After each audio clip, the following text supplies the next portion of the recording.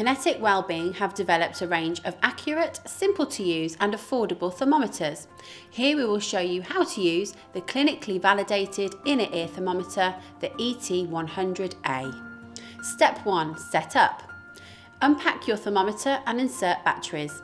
Ensure to condition the thermometer at room temperature for 30 minutes before using for the first time.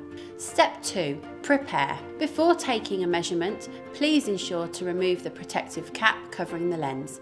You must then use a new probe cover for each and every reading. Step 3. Get a reading. Simply turn on the device and insert the thermometer as deep as is comfortable into the ear canal. With the thermometer in the correct position, press Scan. Step 4. Results. The reading will appear within a second.